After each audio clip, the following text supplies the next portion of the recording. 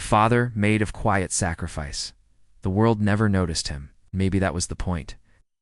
Every morning before the first light touched the rooftops, Yousuf would slip out of the house. His worn leather shoes tapping softly against the quiet streets. He didn't wake his children. He wanted them to sleep a little longer, to dream a little more, to have mornings free of the burdens he carried. By the time they opened their eyes, breakfast was already on the table, and he was already gone somewhere between the noise of the city and the grind of work. To his neighbors, he was just that quiet man who worked odd jobs sometimes as a mechanic, sometimes loading crates at the market, sometimes driving a rickshaw late into the night. But inside the walls of his home, Yousuf was everything. A father, a mother, a provider, a shield. His wife had passed away when their youngest, Amina, was only 4. From that day, his world had shifted completely. His own dreams of opening a small garage, of learning more about engines were quietly folded and put away like a winter coat no longer in season. It wasn't that he didn't want them anymore. It was just that his children's needs came first. Always. Yousuf was a man who measured his love not in words, but in actions. In the extra roadie he left for his eldest son after a long day at school. In the way he never bought himself new shoes, but made sure each child had theirs before Eid. In the long hours he worked, so his kids never saw the inside of a debt collector's office.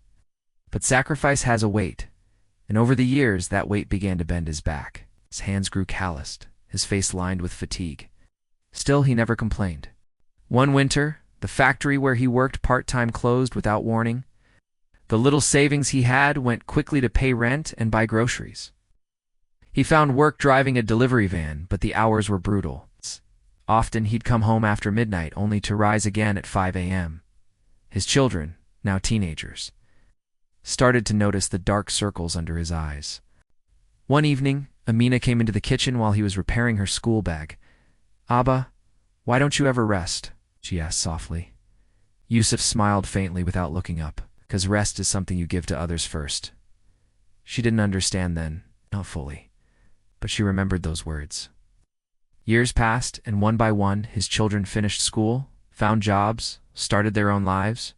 Yousuf never asked for anything in return.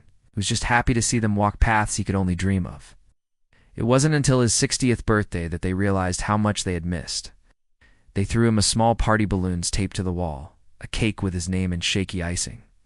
But the real surprise came when his eldest son handed him a small envelope. Inside was a key. "Abba," he said, voice thick with emotion, "it's for your garage, the one you always wanted. We pooled our savings. It's yours now." Yousuf stared at the key for a long moment, and for the first time in many years, his children saw tears in his eyes. Not because he finally had his dream, but because his quiet sacrifices had not gone unseen. That night, after everyone had left, he stood alone in the small, dimly lit space that was now his. He ran his hand along the metal workbench, smelling the faint scent of oil and dust.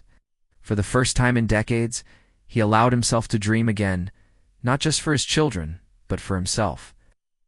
And somewhere deep inside, Yousuf knew the truth.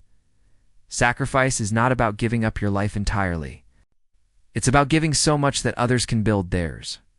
And maybe, just maybe, finding your own happiness in the end. Message: a father's love often speaks in silence, in unacknowledged effort, in dreams deferred.